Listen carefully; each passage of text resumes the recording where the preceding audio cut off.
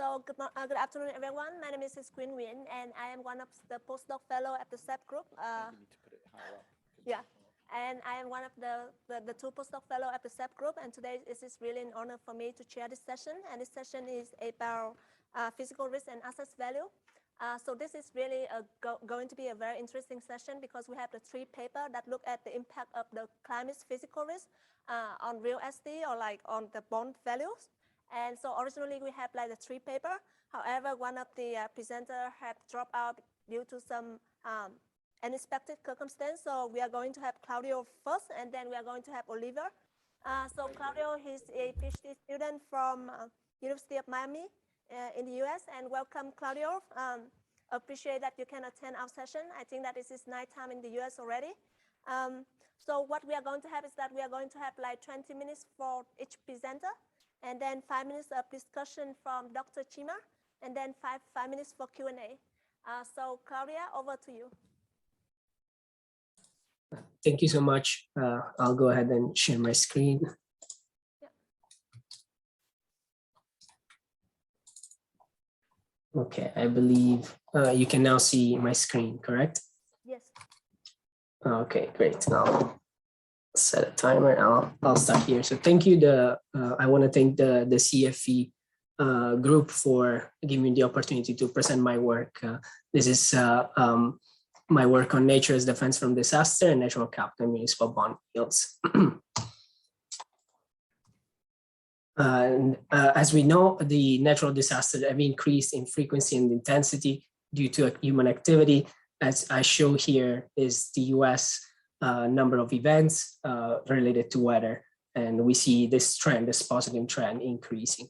And we also know that most of the damaging disasters are related to tropical cyclones and strong winds and heavy precipitation. So these are two of the most damaging ones, especially in the United States. And these come together with heavy precipitation. Even if we were to act promptly and reduce our CO2 emissions and decarbonize the economy, we will still have the effects, we will still see the effects of global warming impact our economies. And for this reason, mitigations, especially at the local level, are extremely important. One of these strategies is nature conservation. So we can let nature do his job in mitigating the effects of climate risk from forests that collect extra water together with wetlands, as well as coral reefs that stop the waves from hurricanes. So nature can provide this wonderful effect in mitigating disaster risk. And this is part of the motivation of my paper, is that we don't exactly know how to value assets like natural capital, because of course they're not traded. And in this paper, I try a market-based approach to quantify the economic value of nature, and specifically the local natural capital. And I exploit this ability of nature shielding from extreme weather events, and I utilize an ideal setting, which is the municipal bond markets in the United States. So I study the yields to estimate this effect and the value of nature. And as I was saying, I exploit the natural capital loss and as well as extreme weather events as quasi experiments. I will discuss this in more details soon.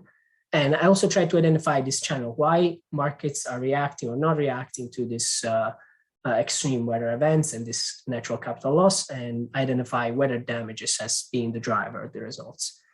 I also present additional evidence with respect to the macroeconomic effects that are connected to natural capital loss, to being population migration and personal income.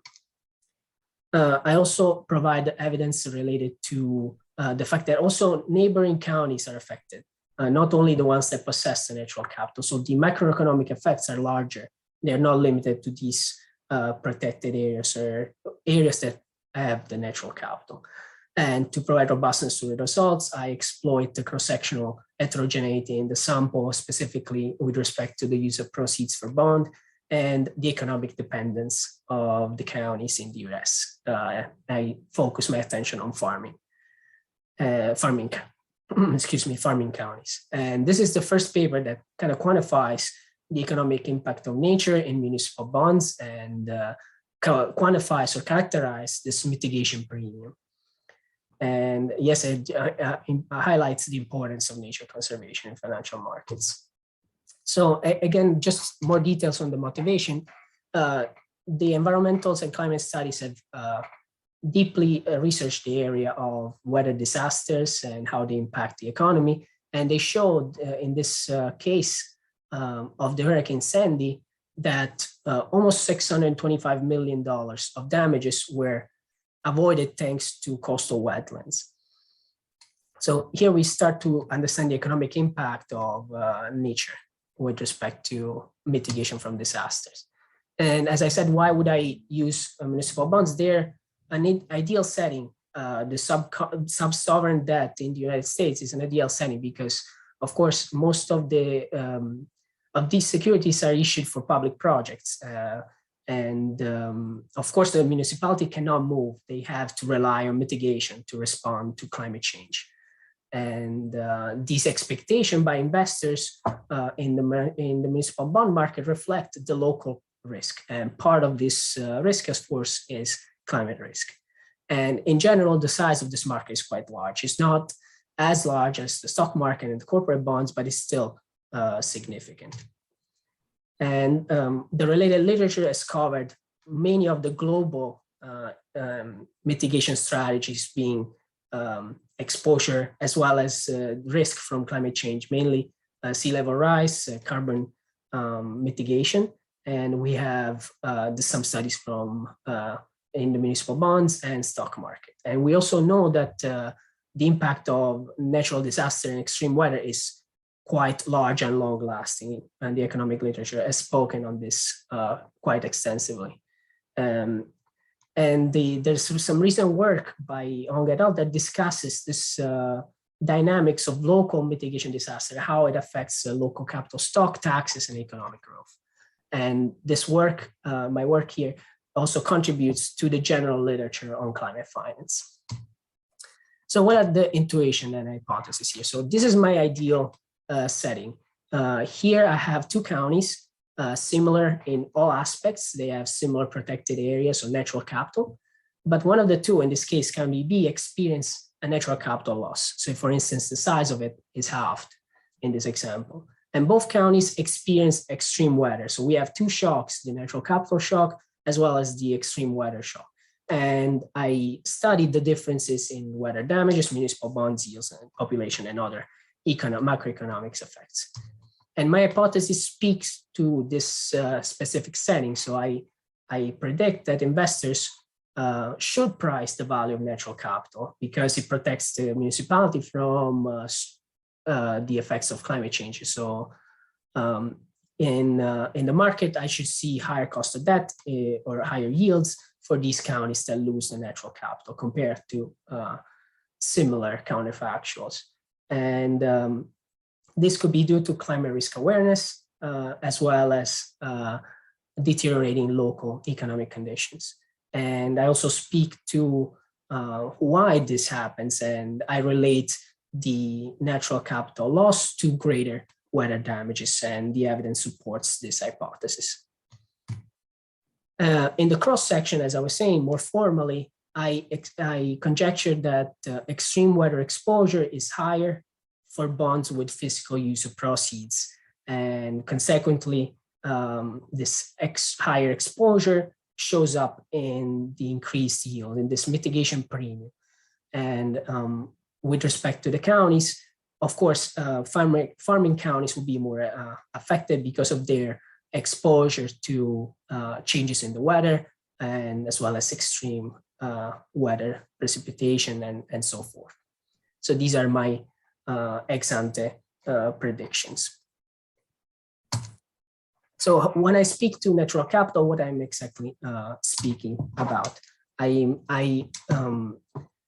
think of natural capital as the protected areas that a county contains in its boundaries. So national parks, wilderness areas, natural reserves. These are mainly forests, wetlands that have been protected at the federal level in the United States. So this is what I define as natural capital in my setting, in my empirical setting. And of course, this natural capital provides economic value to the county in the form of protection and mitigation from extreme weather and climate risk, tourism, and other related amenities. And in order to identify this impact of natural capital, I need to utilize a shock to natural capital itself. And in this case, I use this protected area downgrading, downsizing, and degazettement. And I'll discuss this later. This data was collected thanks to the World Wildlife Fund. So these natural capital loss events are of three types: a downgrade, which means that the protected area loses some of the restriction, so there is more activity available to the community inside the protected area. Downsizing means, as the word speaks itself, the size of the protected area diminishes, as well as degazettement, which means that the area itself completely is not protected anymore. So these are the three set of events that I utilize as proxies for natural capital loss. And here's just a graphical representation of what I just described. It's easier to visualize this loss of protection in the first, size diminishing, and lastly, the loss of protection completely. Across the US, there's quite some heterogeneity. Many counties and many states are affected. In fact, about 47 of the 50 states are affected by at least one of these natural capital loss events. The size is quite large. In fact, in one of the years, the size is as big as the country of New Zealand or the state of Kentucky in the US as a reference. It's quite large events here. And the majority of these events are caused by some infrastructure projects, as well as local economic activity, in the sense that they allow some small-scale fishing, hunting, or small-scale mining, small-scale economic activity. So these are most of the events in the sample. I'll speak very briefly about the heterogeneity, the exogeneity of natural capital loss. Of course, this part of the empirical approach is based on the exogeneity of the shock. And one of the reinforcing arguments is that it has to be approved at the federal level. A county on its own cannot enact one of these events. It cannot cut the size of a protected area itself, because it needs to be approved at the federal level. So there's the argument that unobservable county level characteristics or time variant or time invariant characteristic affect the results. It's a little diminished here.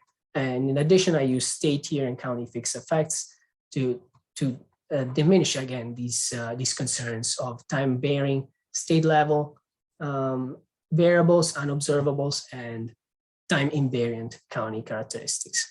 For robustness, in addition, I use matching as well as same county analysis with exploiting the heterogeneity in use of proceeds. And I also run an analysis on how and try to predict the likelihood of one of these events, and none of the observable variables seem to be a predictor. And lastly, I use these purely exogenous shocks, which are extreme weather shocks, to build this difference in difference scenario that is that speaks more to the exogeneity of these shocks. So more in detail, my empirical approach, I discuss here very briefly the data from weather damages and the PADD data that I briefly discussed, the precipitation information from PRISM, and some other macroeconomic indicators of the county, as well as municipal bond transaction from MSRB, the protected area database about all the protected areas in the US, as well as some robustness, some real estate data indices for robustness checks. The measure of extreme weather exposure that I utilize in the study utilizes precipitation. And this is due to, as I was speaking at the beginning, from the frequency and intensity of hurricanes and severe storms in the US, together with the evidence from the environmental literature regarding the effectiveness of protected area in mitigating the effects of specifically strong precipitation, flooding, wind that are strictly related to these precipitation events.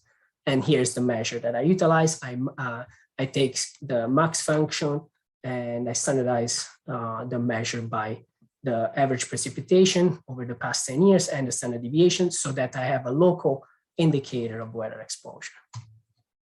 Here is the framework again, very briefly. My prediction are at the bottom. The yields on County B, the one that lost the capital, should be higher and the damages should be higher. This is my prediction ex ante. And the evidence that I show is that in the pre-period, the market does not price the value of natural capital. So the coefficients are mainly negative and not statistically significant except for one instance. But more importantly, they are negative. So the markets do not price natural capital loss until the extreme weather event happens. So as we can see here from month 0 forward, the coefficient for natural capital loss becomes positive, which means, as we can see here, County B is the one that lost the natural capital, has the higher yield. So reflecting the increased risk of the area. This happens only after the extreme weather that brings the saliency to the investors. The economic magnitudes are quite large. So if we take an average bond yield of 3.25% and an average issue and average maturity, and we utilize the max difference in yields or the average difference in yield, the effect is 10%, about 10% of the average yield.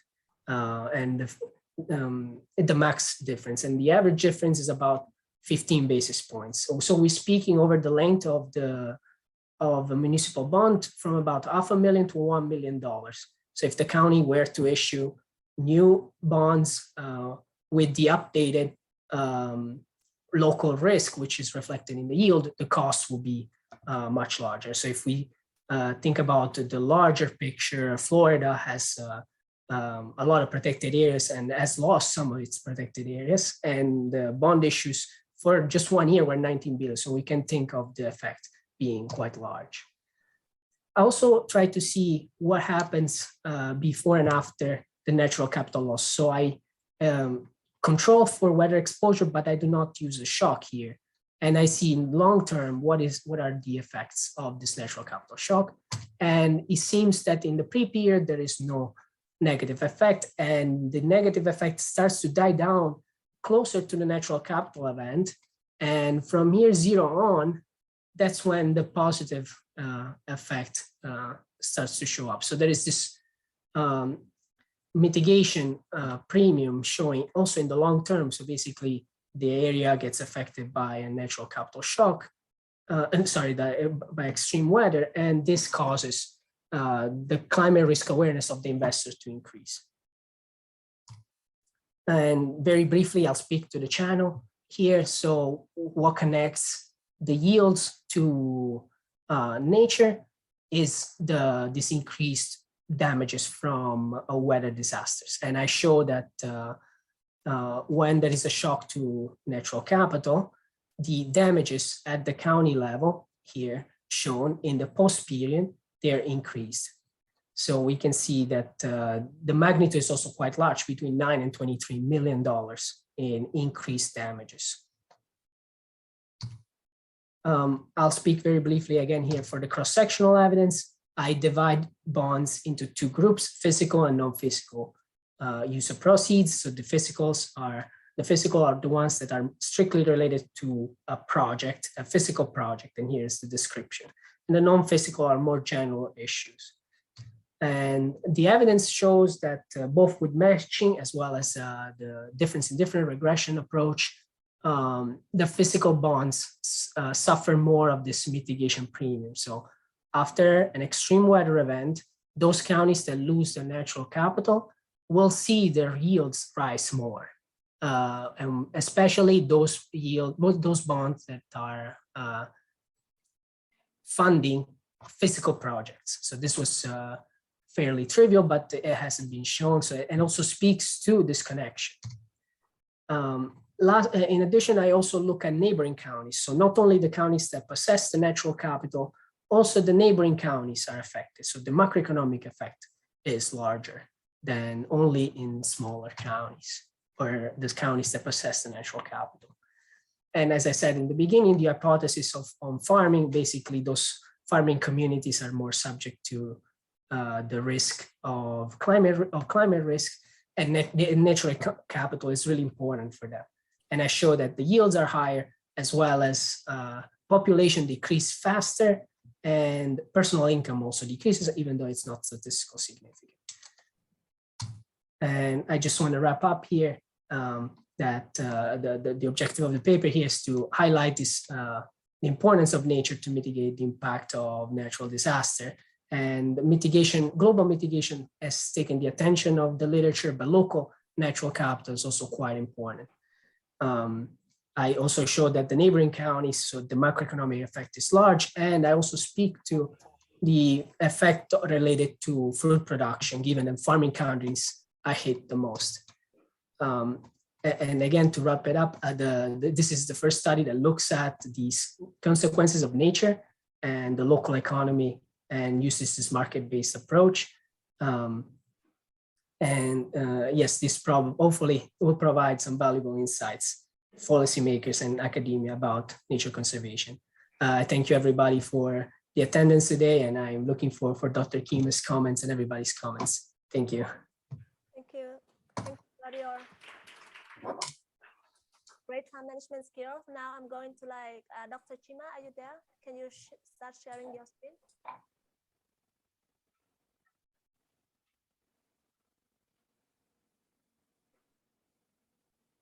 You want to full screen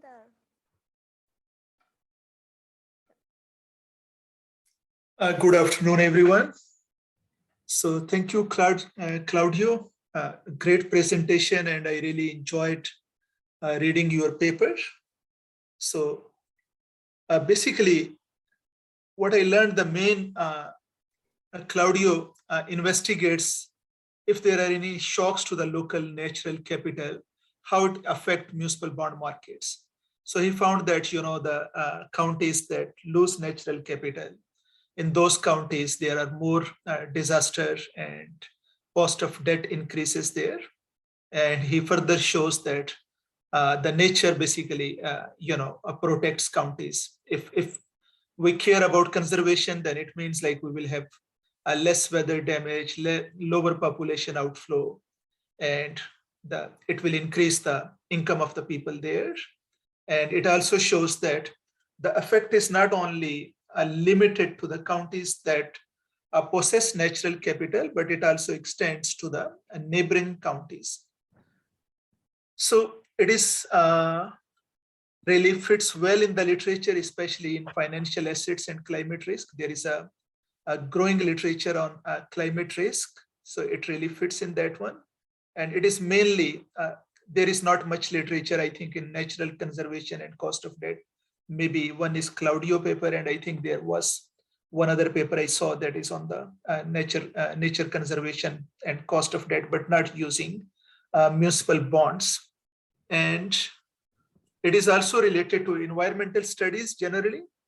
So I feel the main contribution of the paper is that it quantifies what is the economic value of natural capital on the municipal bond markets. And I feel it could be related to the stock market if someone can find that these companies are listed in this county, or their main production is in this county and all that, but I think it will require a bit more work.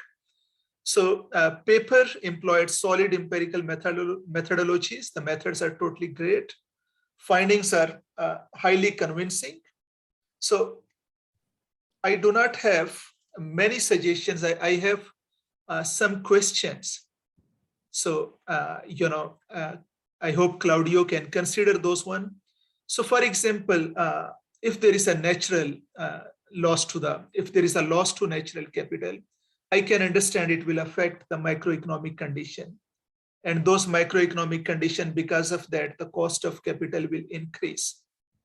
But what if we assume there are two counties, A and B, they have same natural capital, there is no loss to natural capital, but there is a difference in macroeconomic factors. in those two counties. So what is the impact on the cost of debt? Right. Is the cost of debt higher in the county that has, microeconomic conditions are a little bit bad? Like natural capital is same. No one is losing natural capital. So maybe you can look into that one. And again, it is related to the first comment.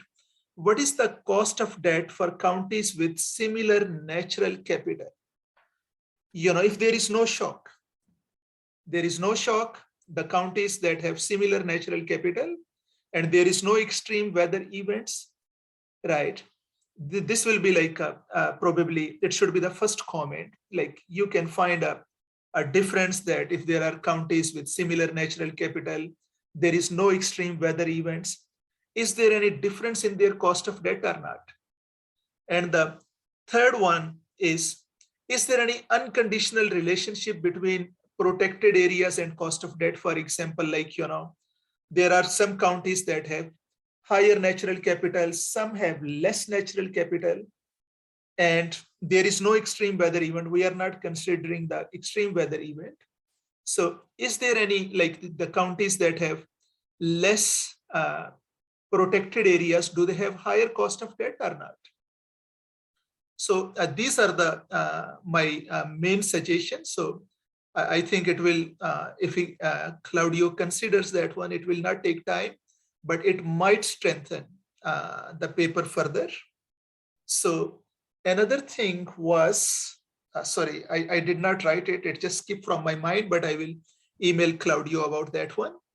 So the summary of the my discussion is the paper basically highlights the importance of natural areas as a mitigating force against weather disaster and the consequent effect on the cost of debt. It is really an interesting topic, and I feel like the cost of debt it reduces. Is it 0.15% on average? 15 basis point. The reduction in the cost of debt. So that's maybe, correct. Yeah. So maybe have to like once, if you consider my comments and see, is the difference increases or decreases? Overall paper is great. It has done, use the proper methods, the methods that have been used previous studies. So my major comment is just to examine unconditional relationship between protected areas and cost of debt. Right. So thank you very much. Thank you, Dr. Chima. Claudio, you want to take time and answer some of the suggestions from Dr. Chima? Very briefly, thank you so much, Dr. Chima. I'll definitely look at what you point out. It's important to find the right identification and show the effect after shock, but I should look at the unconditional situation ex ante with no shock, and what happens, or how are these counties different with respect to other macroeconomic characteristics, considering equality in natural capital. That is really helpful. I will definitely look into that relationship. Also, if the natural capital is the same, what are other characteristics that might affect the cost of debt? I should definitely mention that. Thank you so much. You're welcome. Thank you, Claudio. Do we have any question from the room or like via chat? Yeah, sure. You probably want to put the microphone closer to you. It's very low down. Yeah, sure. We can't. Yeah. So I wonder, Chima, can you stop sharing your slides? And was there a pre-effect I saw, like a negative pre-effect? You are right. Yes, I am investigating more the effects pre-disaster, right? But you're correct. There is a negative pre-effect, and I hypothesize that this effect is due to the increased economic activity in the protected area. So basically, the county that has lost natural capital has basically allowed some infrastructure project that might help the county. And it might have reduced the economic risk. However, investors might not be so sophisticated to understand the impact of natural capital on disasters until they get hit by an extreme weather event. So you are.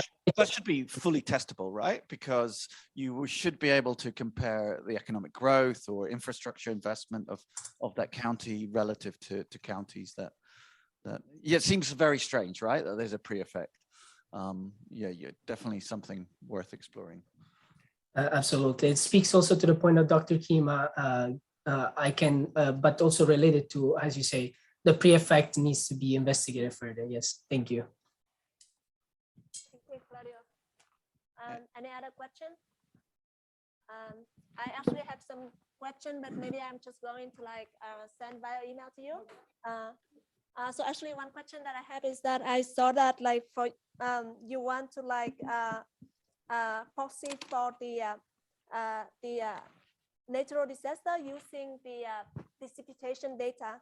I'm just wondering, like, if possible, if you can also do like a robustness test on not precipitation data, but abnormal temperature. I see that this is also a very like popular proxy that people use because in terms of like natural disaster that you put in here, a lot of them are like drought costs, wildfire costs, and so I was thinking that maybe it is also related to temperature change. So that is my first comment. My second comment is actually like in terms of the you know, the effect.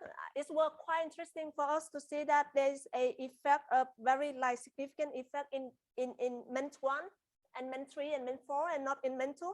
And for me, I just don't really understand the reason why we have such a gap in the effect.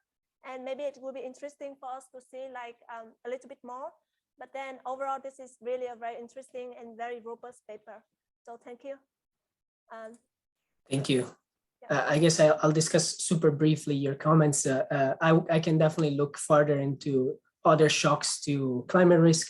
The precipitation is the one that is mostly related to nature and the power of the efficiency of nature. So I can also look at other shocks. That is a really good point. And the rest of the other point on the month 2 and other months is because sometimes some months might not be as liquid or there's not as much trading during these months before and after the disaster. So some of the months don't see too much trading, so the effect might die a little bit. But that speaks to kind of the liquidity of the market a little bit. But that is a really good point. Thank you. Thank you, Claudio.